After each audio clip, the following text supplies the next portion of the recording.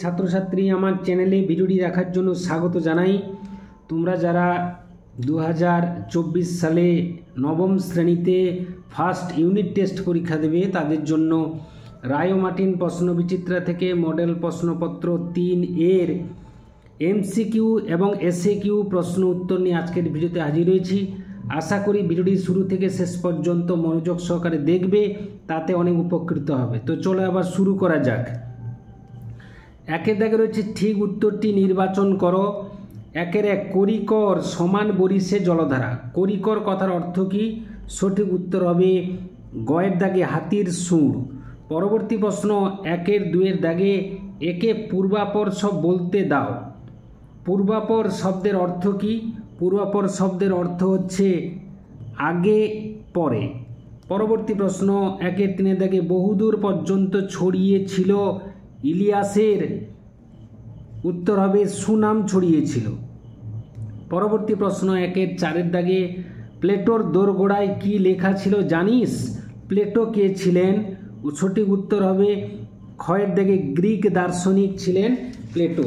এরপরে আমরা চলে যাব পরবর্তী এমসিকিউর উত্তরে। সেটি হচ্ছে একের পাঁচের দাগে ততই ড্যাশ এই দাঁত টানা শূন্যস্থানে কি বসবে? সঠিক উত্তর হবে ক্ষয়ের দাগে বিরামহীন দাঁত টানা। পরবর্তী প্রশ্ন একের ছয়ের দাগে পরা এ দুটি হলো, সঠিক উত্তর হবে সংস্কৃত উপসর্গ। পরবর্তী প্রশ্ন দুইয়ের দাগে কম বেশি 15 শব্দে নিচের প্রশ্নগুলির উত্তর দাও। তো চলো একে একে আমরা দেখে নিই।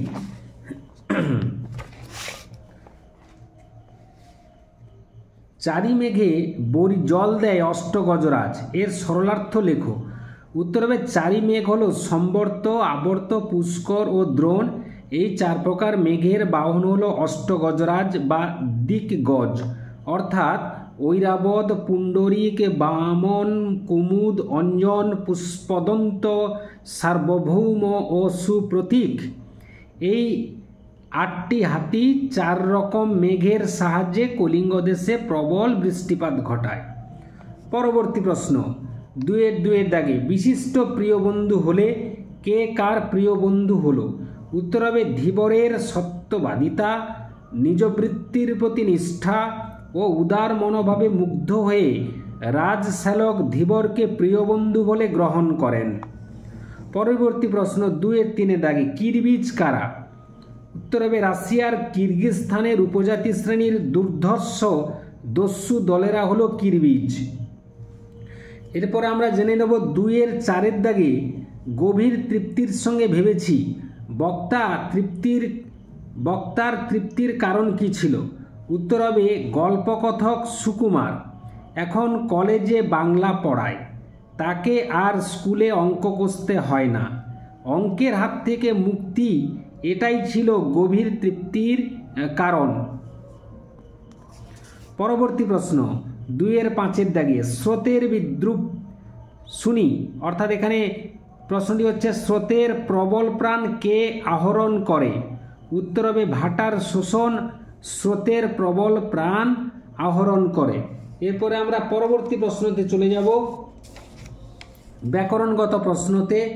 ব্যাকরণগত প্রশ্ন রয়েছে প্রথম প্রশ্ন বাংলা ভাষায় মৌলিক স্বরধ্বনি কয়টি ও কি কি? উত্তর হবে বাংলা ভাষায় মৌলিক স্বরধ্বনি হলো 7টি, যথা অ, আ, হর্ষই, হর্ষৌ, এ, ও, এ।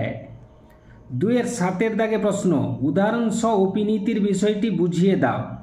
উত্তর হবে সাধু গ্রেটার দেন সাউদ। নিচে উল্লেখ করা হয়েছে সাধুকে বিশ্লেষণ করলে, বর্ণ বিশ্লেষণ করলে দাঁড়াচ্ছে দন্ত সযুক্ত আ যুক্ত ধ যুক্ত হর্ষৌ, আর সাউদকে বর্ণ বিশ্লেষণ করতে দাঁড়াচ্ছে দন্ত স আ হর্ষৌ আর ধ। কাজেই সাধু শব্দের ধয়ের সঙ্গে যুক্ত হর্ষৌ ধয়ের পরে উচ্চারিত না হয়ে ধয়ের আগে উচ্চারিত হয়েছে। এখানে হর্ষৌ ধ্বনির অপিনিহিতি হয়েছে, অর্থাৎ শব্দের মধ্যস্থিত হর্ষইকার কিংবা হর্ষৌকার স্বস্থানে উচ্চারিত না হয়ে যদি অব্যবহিত পূর্ববর্তী ব্যঞ্জনের পূর্বে এসে উচ্চারিত হয় তাহলে সেই রীতিকে অপিনিহিতি বলে। পরবর্তী প্রশ্ন অনুসর্গ কাকে বলে উদাহরণ দাও। যে সমস্ত অব্যয় বিশেষ্য বা বিশেষ্য স্থানীয় পদের পরে পৃথকভাবে বসে শব্দ বিভক্তির কাজ করে তাদের অনুসর্গ বা পরসর্গ বা কর্মপ্রবচনীয় বলে।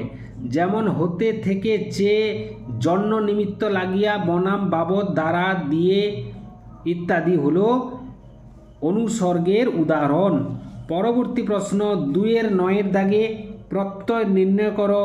2-9-1 সাংবাদিক, 2-9-2 কর্তব্য। তো 2-9-1 সাংবাদিক এর প্রত্যয় হবে সংবাদযুক্ত স্নিক সাংবাদিক।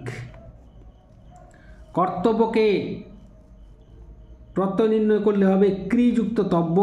ক্রি হচ্ছে ধাতু, তব্য হচ্ছে প্রত্যয়। পরবর্তী প্রশ্ন 2-10 দাগে সন্ধি বিচ্ছেদ করো। 2-10-1 স্বাগত, 2-10-2 মনোযোগ। স্বাগতকে সন্ধি বিচ্ছেদ করলে হবে সুযুক্ত আগত, এবং 2-10-2 মনোযোগ তাকে সন্ধি বিচ্ছেদ করলে মনযুক্ত যোগ। এই ছিল আজকের ভিডিও। আশা করি ভিডিওটি ভালো লেগেছে। ভিডিওটি ভালো লাগলে অবশ্যই একটা লাইক করে দিও, শেয়ার করে দিও। চ্যানেলে নতুন হয়ে থাকলে চ্যানেলটি অবশ্যই সাবস্ক্রাইব করে চ্যানেলের পাশে থাকো। ভিডিওটি এতক্ষণ ধরে দেখার জন্য ধন্যবাদ রইল। নেক্সট ভিডিও আবার তোমাদের সঙ্গে দেখা হচ্ছে।